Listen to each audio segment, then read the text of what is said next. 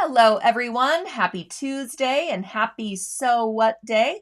I hope that you are getting in the Halloween spirit and getting decorations out and thinking about costumes and all that fun stuff that we get to do in October.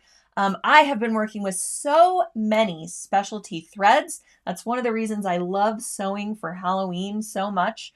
One of my kids has their costume all figured out, but we're still trying to get the other two to, figure it out because we're, time's a wasting here. We got to get moving on these costumes.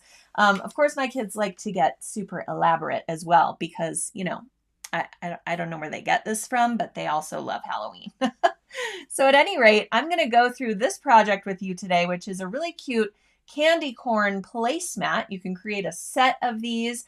Or you can use the same method that we're going to use to piece together these candy corn and create a larger table runner. So this is a really versatile sort of technique that we're going to use with strip piecing and using a specialty ruler. So it's going to be a great time. But before we get into that, I want to make sure everybody is signed up and registered for our ultimate phone case embroidery session. This features a in the hoop design from Designs by Juju. We absolutely love Designs by Juju.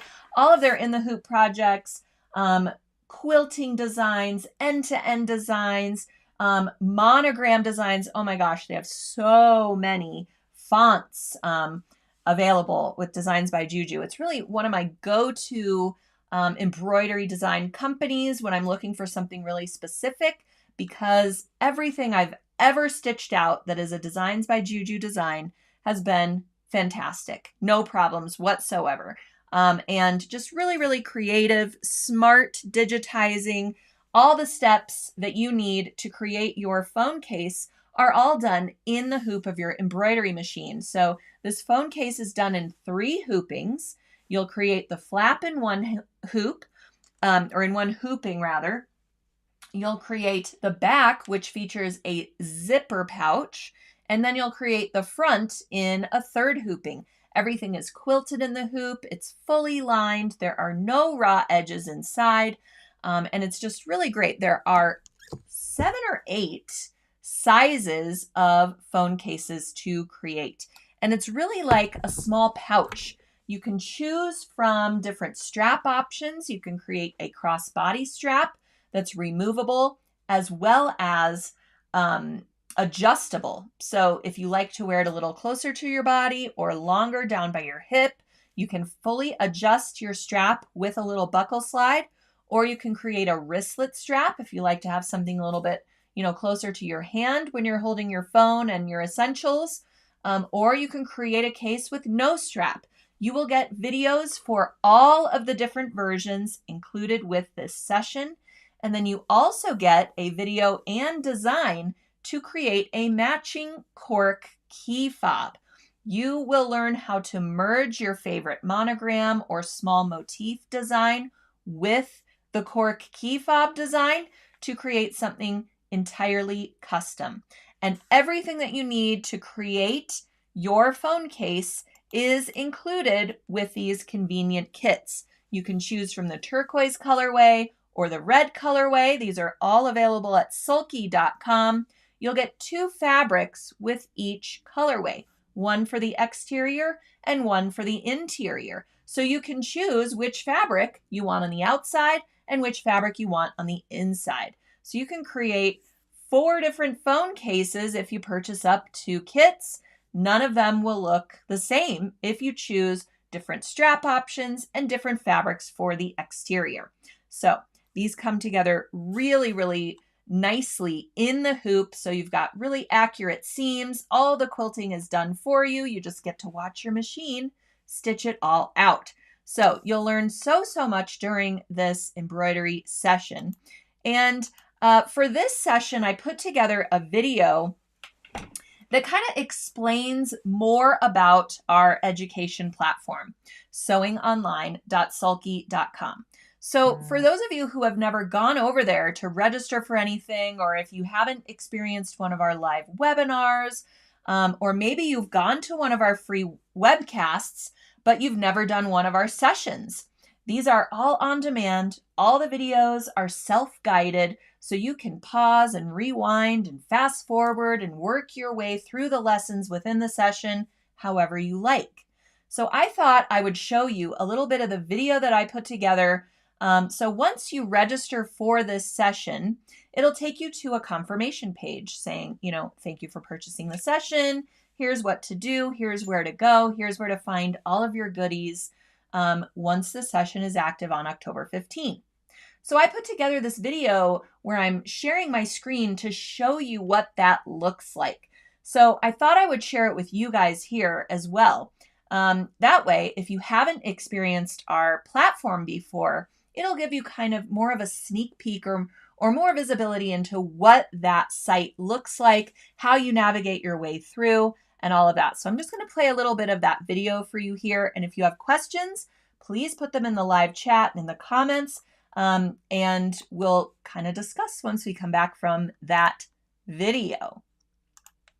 Hello, and welcome to this Sulky embroidery session. This video will help you navigate through the session with a better understanding of this platform and find the resources and tools you need while working your way through the techniques and projects. When the session is active and ready for viewing on October 15th, 2024, locate the session in your library.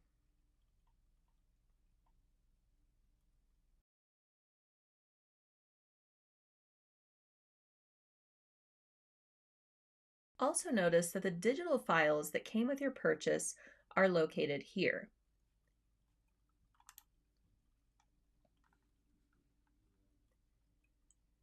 They are also located within the session itself, so you can find them in multiple places.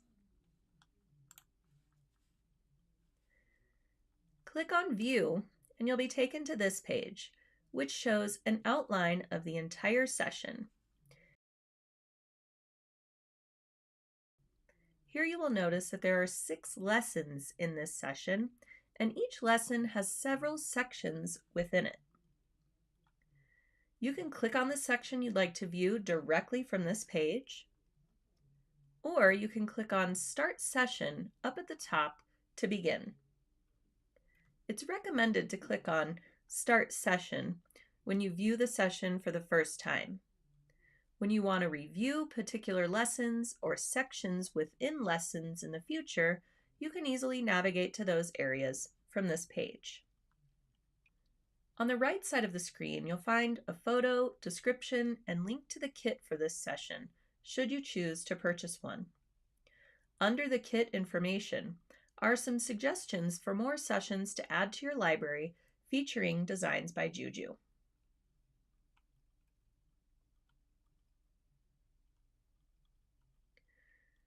When you begin by clicking on Start Session, you will see either a static image at the top of the screen or a video screen that has a play arrow overlaid on top of it. I'll show you what that looks like momentarily. Next to the image or video block is a black box containing the sections listed by number for the lesson you are in. You can either navigate to the section of your choice here in this box, or you can start where you are with section 1. Then, click on Mark as Complete, which brings up another clickable box. Click on Next Lesson when you're ready to advance to the next section and/or lesson. If you click on Mark as Complete, the platform will remember your progress. So if you have to return to the session at a later time or date, you can pick up right where you left off.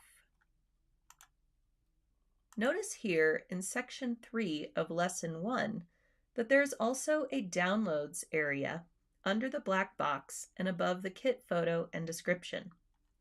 This is where you will find the zipped folder containing all the designs, color charts, and printable PDFs for this session. If subsequent lessons contain downloads, you will find them here in this area. The same design downloads may be placed in multiple sections within lessons in case people navigate differently and have trouble finding them. Note the file name so you don't end up downloading the same files over and over again when you navigate through the session. To download the folders or files from this area, simply click on the file name and it will begin downloading directly to your computer. You can then locate these files on your computer either within File Explorer on a PC or Finder on a Mac. For embroidery designs, select the files you need in the format appropriate for your embroidery machine model. You can group them and create a new folder containing only those designs and delete the rest if desired. Remember to also keep any color charts and/or instructional PDFs with the files for reference. If you misplace the files on your computer or accidentally delete one or more of them, you can always go back into the session and download them again. These files are yours to keep forever. When you've reached the end of the last section within a lesson, you can either click on Mark as Complete down here,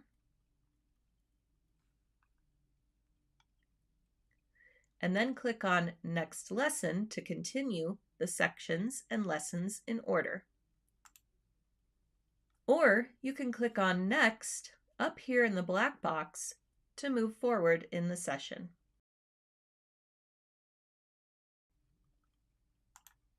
Now that I've reached section 2 of lesson 2, titled Wristlet Strap Construction, you'll notice that this image at the top of the screen now has a play arrow overlaid on it. This is the video screen for this lesson. Click on the play arrow and the video will begin. I reach the strap construction of. You can watch in full screen mode and control the volume from this viewing screen window. The text below the video contains the information shown in the video in written form, so you can receive the information no matter how you like to learn.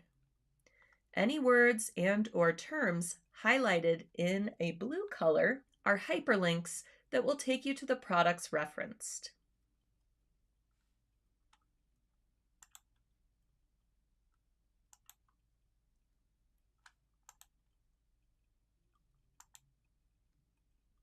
Once you've finished the last section of the last lesson within the session, notice there is no Next Lesson button in the black navigation box.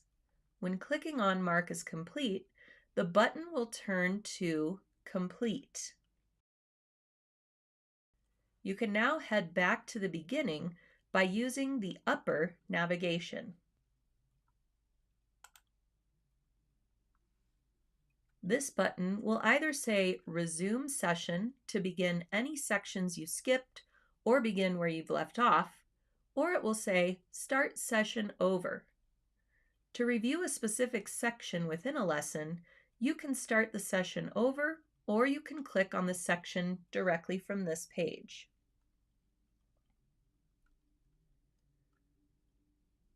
Remember, this session is now stored in your personal library, which you can access up here. You can also check out our other educational offerings here and add anything you like to your library for viewing on demand at any time.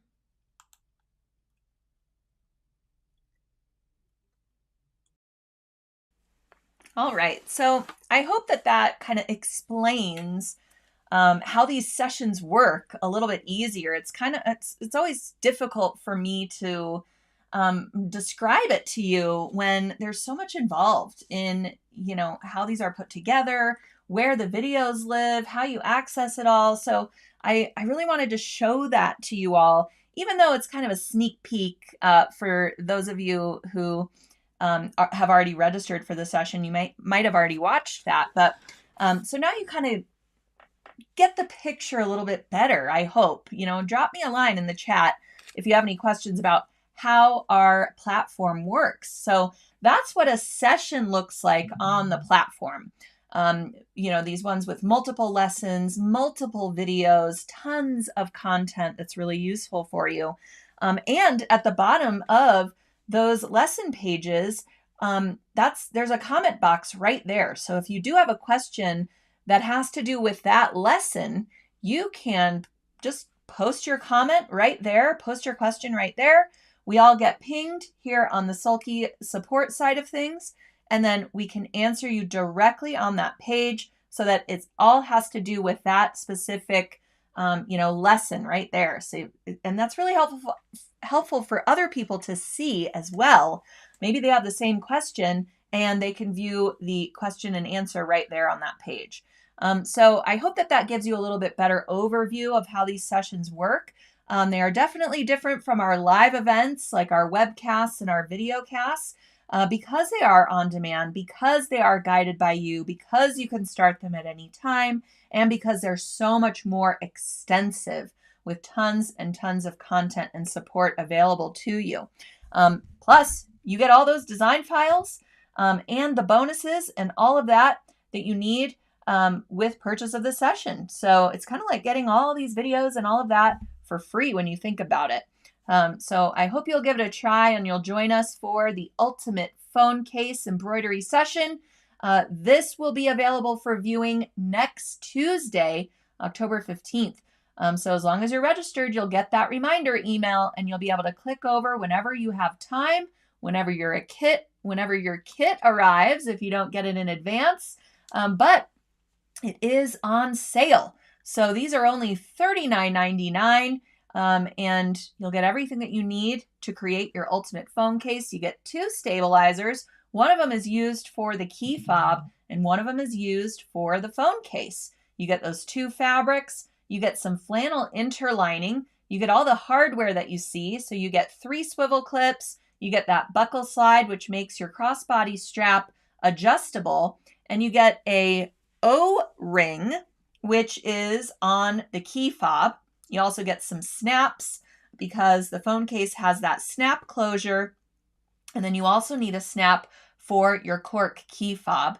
You get the cork, of course, your zipper, and then of course you get your Sulky thread. You'll get 2 spools of Sulky poly Deco thread that coordinate perfectly with the fabrics. So everything you need in one convenient kit for only $39.99. All right, so let's get back to the world of candy corn. Who is on Team Candy Corn? Anyone out there?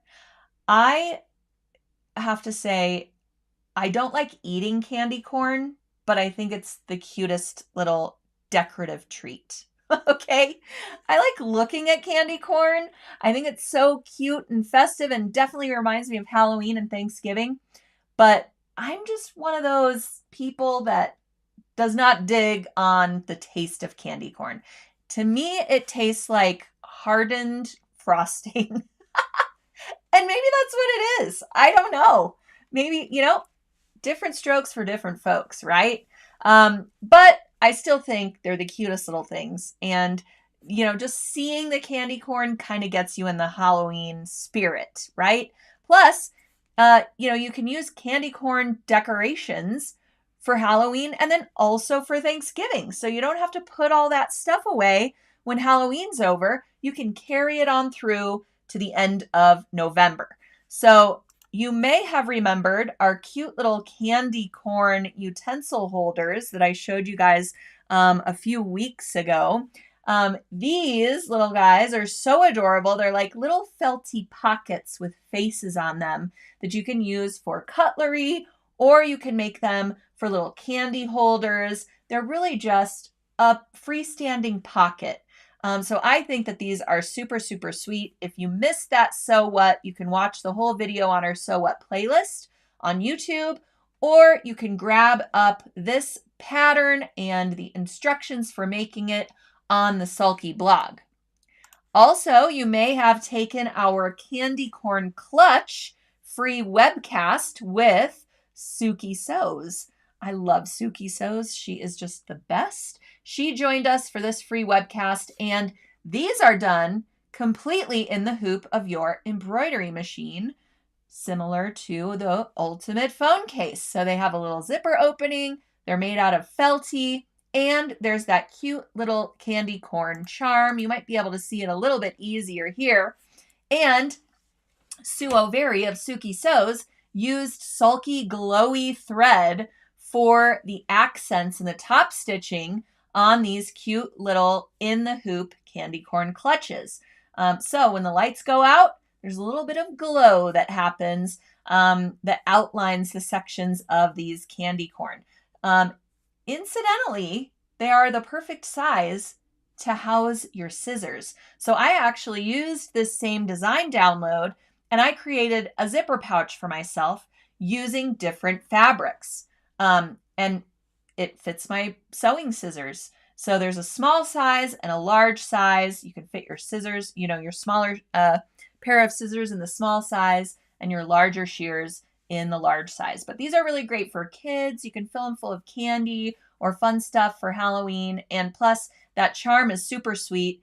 It's meant to be a zipper pull charm, but I actually made them and I put them on earring hooks and I wore them as little dangly earrings using that glowy thread as the accent on the little candy corns. So if you want more information about this, you can register for this free webcast, which is now an on-demand webcast because it happened a couple of years ago. But you can register for it, watch it on demand at any time, get all the how-tos and tips, and you'll be good to go. So whether you are a candy corn lover or not, you're sure to love, making candy corn out of felt and fabric, right? So here is the candy corn placemat that I put together, and it features one of our Halloween thread sets. Okay, so if you go to sulky.com and you put Halloween in the search bar, you'll find a number of curated thread packs, projects, kits, all kinds of stuff you can click through to. We actually have a Halloween boutique, get it, at sulky.com where you can shop all things Halloween. It's super convenient. So I got my hands on this Halloween thread pack. It has a mixture of poly Deco threads as well as Holoshimmer and metallic threads. So tons of great Halloween colors here, including some of those fun metallics. So I used this thread pack and I created this candy corn placemat using these threads. Not all of them. Some of them I set aside to use for other things, but I definitely used that gold Holoshimmer, and then I used the white, and I believe I also used the black poly Deco threads to construct this guy. I believe I used the black for binding the placemat, and then I used the white for piecing together my little candy corn strips. So this is actually our giveaway today, this Halloween poly Deco thread assortment for one lucky viewer who is watching, commenting, giving me those great emojis, putting your questions in the chat. You also need to like us on Facebook if you're watching there, or subscribe to our YouTube channel if you're watching there. That way I can contact you if you are the winner of this thread pack from Sulky of America. That's right. All right, so we're going to use that thread pack and we're going to gather up some fabrics. So this piecing method is really great if you happen to have a jelly roll. A jelly roll is comprised of 2.5-inch wide fabric strips, and you can get them in rainbow colors. You can get them in print assortments. You can get them for different holidays, different seasons. They're really handy. So I happen to have this jelly roll in rainbow colors. It has pinks and greens and blues and reds and yellows and oranges. So I took out some of the yellow and orange 2.5-inch wide fabric strips, and then I cut some white fabric strips to the same width. There was no white in the jelly roll, but I happen to have some white left over from one of my quilt backings. So that was handy. So you want to start with 3 2.5-inch wide fabric strips. Would be great if they are by the width of fabric so that they're pretty long so you can get a lot of candy corn out of it. So now we're going to take one of each strip and we're going to piece them together. you're going to piece your white fabric strip to the orange fabric strip, right? The orange is in the center of the candy corn, and then the yellow on the other side of the orange. And then you're just going to give it a good press. You could press your seams open or press them to one side, whatever school of thought you come from on that. I always like to press my seam allowances to the darker fabric so that there isn't any show through of my seam allowance, especially on that white fabric strip.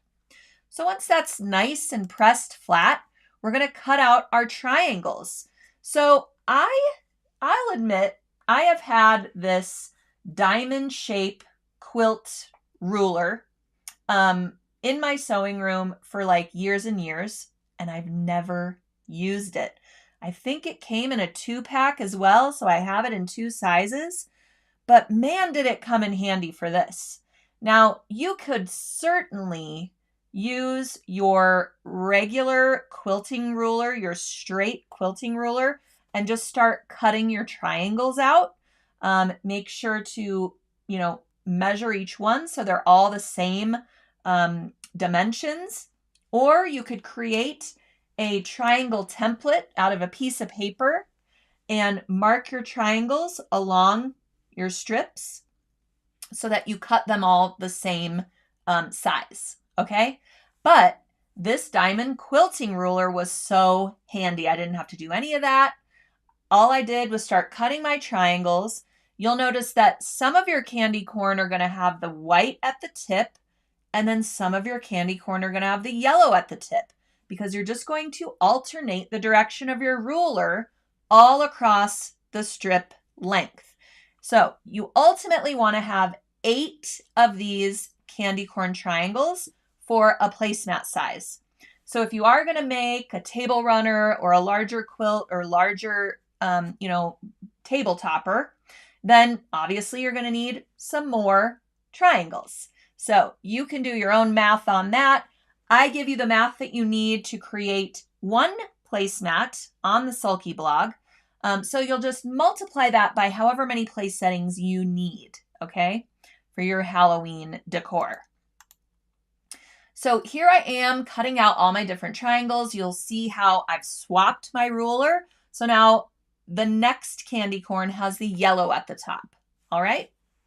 This is a really great method, especially when you're working with smaller like triangle points. This really ensures that your piecing is all going to match up and look, equidistant or not equidistant and look like they're exactly the same. All right. So now we're going to do the same thing with our background fabric and cut, 2, 4, 6, 8, 10 triangles of our background fabric. I chose to use black fabric because I thought it really set off the bright colors of the candy corn. Plus, I knew I was going to use that Holoshimmer Metallic for my quilting along the black diamond areas of the placemat. So I thought that the black was just the perfect background color, giving it that spooky Halloween vibe, but also working as a really great, background for that sparkle to really show up. But you could certainly find a cute candy corn print maybe, and that could be your background fabric. You could go with a darker orange, like a darker pumpkin orange. So you really just don't want to use the same color that you've used for your strips so that they really look like candy corn and they really pop. So after you have cut your 10 background triangles, we're going to start piecing those together in rows. Okay, so we've got our top row and our bottom row. So you are simply going to place your triangles right sides together, sew them together with a 1/4 inch seam, and then you want to give them a good press. And again, I like to press mine toward the darker fabric, so they're going to get pressed toward the black fabric background. But again, that's your choice, however you like to press it. So now I have my top row pieced together and my bottom row pieced together. Now I need to stitch the rows together. So you want to make sure to match up your seams, right? So that we have nice diamonds. And so what I like to do is once I have them right sides together, I'll place a pin in through those corner seams, my triangle point seams, making sure that they match up. So when you place your pin on the right side, turn it over a little bit and make sure the pin is going through the same point on the wrong side. And if not, you can just fudge it a little bit, and once you get it where it needs to be, pin it together. So pin together all those points, and then you can add more pins across the length if you need to. All right, so once that is sewn, you want to press this really, really flat. All right, so along this center seam, this center horizontal seam, it's pretty bulky. We've got all of those corner points, right, matching up. So what I like to do is I like to use a spray starch or a spray starch alternative. You can use Mary Ellen's Best Press. There's also a spray called Flatter.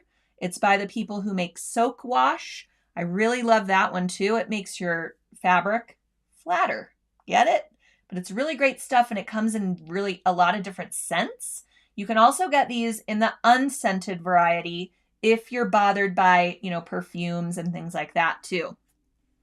What I love about the Best Press product is that they sell refill jugs of it. So you don't have to keep buying the whole shebang. You can just buy a refill jug and fill up your Best Press bottle for, when it runs out. You could also probably just get away with buying a cheapo spray bottle and grabbing up one of those refill jugs and using that spray bottle instead. Totally up to you. But I really like using these products when I'm working on a quilt top or a quilty something or other, because it really does matter to get these seams really nice and flat. So for this center seam, I press the seam open, okay? That's going to help sort of distribute the bulk on either side of this seam. Okay, so once you've pressed that nice and flat, now we need to trim up our placemat so it's a rectangle. So we're going to trim away part of our little diamonds on either end. So you want to make sure when you're trimming to trim 1/4 inch beyond the corner point at the top and bottom, so that when you go to bind your placemat or table runner or whatever you're making, you have that 1/4 inch where you can sew your binding on and it doesn't eat into your diamond. Does that make sense? So that you have that nice straight up and down along the corner point. So after you trim that up, it's going to look like this. It's really coming together, and now we get to quilt it. So you're going to need your background fabric. I chose a fun Halloween print that had stars and confetti on it and stuff like this in purples and oranges and things like that. And you'll put your backing fabric wrong side up on your flat work surface. Spray it with a little KK2000. Then put your batting over the backing. And then you're going to spray the wrong side of your placemat top and place that over the batting. Some people will spray the batting as well. That gives you a little bit extra bond. But you don't want to just spray the batting and then place your quilt top or placemat top over the top. Because what happens is the batting will absorb more of that temporary spray adhesive, and you won't get as much of a bond as you would if you sprayed the fabric and then applied the fabric to the batting. Does that make sense? All right. So you could certainly spray both, but in the interest of saving yourself more product, spray the fabric rather than spraying the batting. All right, so now we have our quilt sandwich or our placemat sandwich ready for quilting. What I like to do is plot my quilting lines. I've completely lost my space of where I was in my images, so bear with me a moment. Nope, we were way after that. Nope. Nope, almost there. Okay, sorry everyone. I like to plot my quilting lines because I really just don't have that much confidence to just wing it at the sewing machine. Plus, when I've gone through all of this, time and effort of piecing this all together, I don't want to make too many mistakes that I have to rip out.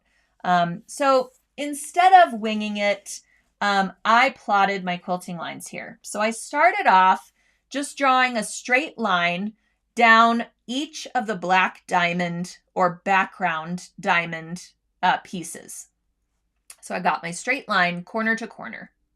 Then I kind of angled two lines equidistant from each other, going out from that center point to my center seam line, and then down back towards the opposite diamond point. So I kind of like the look of that, and that's what I chose to do. But the great thing about plotting your quilting lines is you could kind of stand back from this and say, is this really what I want my thread to look like? Or do I want to do something different? Do I want to do crosshatch quilting in the background diamonds? Do I want to just quilt in the ditch of all of the seams so that it really just looks like candy corn and, you know, we don't get distracted by any quilting lines? See, I wanted my quilting to really pop. So not only did I plot my lines and I did only the quilting on the black fabric, but I also used that gold Holoshimmer Metallic Thread. So a few things to think about when you are working with a thread like this. Holoshimmer Metallic is a flat, ribbon-like thread. It's not a round thread like what we're used to sewing with for construction and things like this. Because it's flat, we want it to remain flat when we're sewing it. We don't want twists and curves and things in it because then we lose the effect of this pretty thread. We want it to stay nice and flat. So a couple of things. We want to slow our machine down to its lowest setting. This might be painful for you, especially if you're like me and you like to put your foot to the floor when you're sewing. Slow it down or just, manage it on your foot control. But since I have a heavy foot, I'm really glad that I have buttons I can push on my machine that no matter how much pressure I put on that foot pedal, it will still sew at a rabbit's pace, at a turtle's pace, rather than a rabbit's pace, right? Okay, I digress. Now, slow sewing. We also want to use a metal or metallic needle when we're sewing with these metallic threads because they have a coating on them that reduces the friction and the heat that metallic threads can produce, especially if you're sewing at a high speed. All right, so metallic needle, slow the speed, and we're also going to increase the stitch length. So we're going to go up to a 3.5 stitch length for quilting with these threads. So we're taking longer stitches with them, which is going to give us a little bit more of that metallic-y look. If our stitches are real close together, our metallic thread or our ribbon-like metallic thread is going to almost be kind of scratchy feeling because they're so close together they can't do what they're intended to do for their look. I'm having trouble articulating this, so hopefully you understand what I mean. So we're going to go up to a 3.5 millimeter stitch length. And I am lucky enough to own one of these. This is a thread director. This positions your thread so that it is horizontal and so that the thread is facing the needle and facing the needle path so that it remains flat when it winds off of the spool and goes toward the needle. When your thread is facing the needle like this, so right now on that thread director, it's facing the needle like this. So when it's rolling off, it's totally flat. When it's facing the needle like this, look at how many twists happen when the thread comes off the spool. It's just going twist, twist, twist, twist, right? The same thing happens if we have a vertical spool pin. Twist, twist, twist, right? So over time, after a few stitches, your thread might break on you because there's so many twists in it. It's getting so much tension coming off of that spool that no matter what your tension disc setting is set at, those twists can't keep up with it. So not only is it not remaining flat, it's twisting while you're sewing it. With each stitch, you get a twist or 2 or 3, but it's also the tension of all those twists are going to build up and snap on you. So this thread director is a really, really great tool, and I regret to inform that we don't have them individually available at sulky.com right now because there's kind of a manufacturing problem going on with them. But we do have some available in like our metallic success kit and with a metallic thread slimline. So some are still packaged up that way, and you can find them that way. But if you're lucky enough to have one of these, definitely use it for this type of thread. That's really what it's made for, to help you immensely when working with these specialty threads that are flat or that have a coating or that benefit from being this flat as they travel through the needle path. All right, if you don't have one of these or can't access one of these, maybe you have a thread guide that you can position in a certain way so that your thread spool is in this orientation while you're sewing with these types of threads. All right, so then we're going to simply sew along our plotted quilting lines. And really, it's as simple as that. We're going to go through all layers. And yes, you can also use hollow shimmer in the bobbin so that the back of your placemat has that pretty shimmer to it, just like the front. You just want to be sure to wind your bobbin at the slowest possible rate of speed, and also only wind your bobbin about halfway full. Same rules apply with using invisible thread in the bobbin. But if you prefer, you could go with like a black bobbin thread or a 60 weight poly light thread in the bobbin that coordinates with your backing fabric. So you have lots of options there. All right, once your quilting is complete, it's going to look pretty and shimmery like this. And you can trim up your placemat so that all of the edges are nice and neat and tidy. And someone was asking, what do the placemats measure? I believe these are 12 inches by 18 inches. All right, so then you'll bind your placemat using the manner of your choice. You can use pre-made binding. I like to make my own binding, so I quickly made some bias binding using the leftover fabric that I used for the backing of my placemat.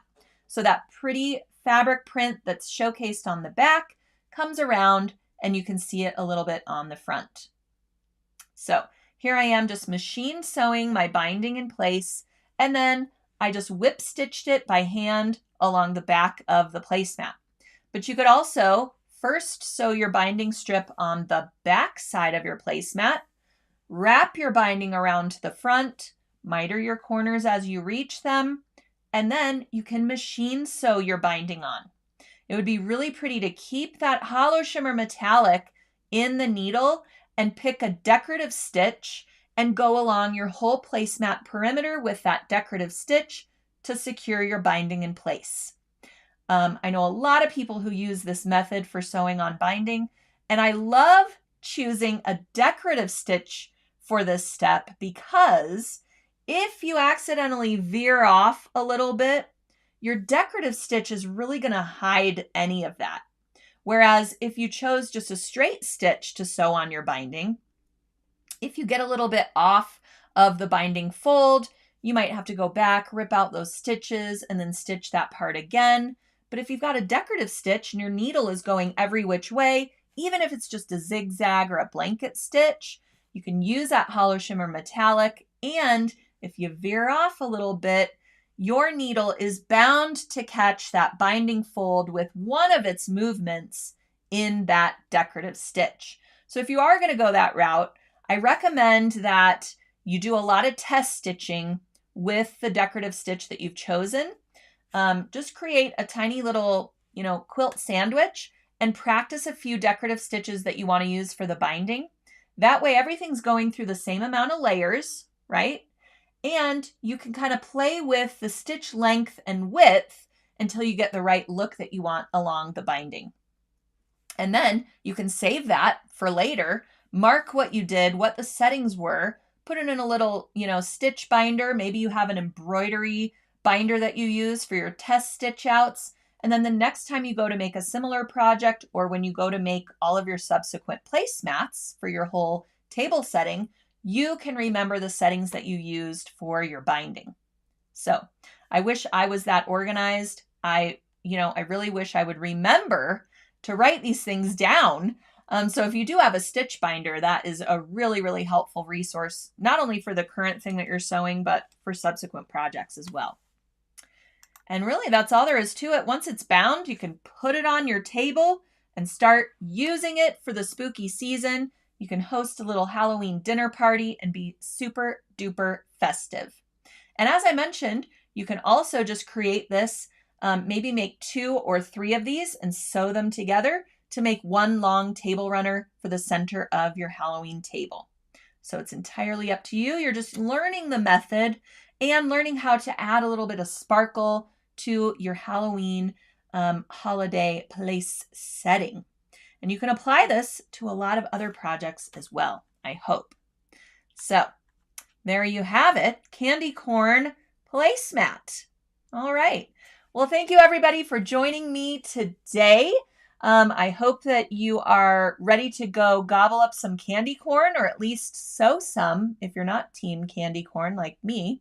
And be sure to sign up, register for our ultimate phone case, because next week you'll be getting that email saying that it's all ready for viewing so that you can create your personalized phone case. I hope that video was helpful for you so that you could see how to navigate through these sessions that we have, and you'll want to add many more to your library so that you have those great resources at hand. All right, well, have a great rest of your day, everyone, and I'll see you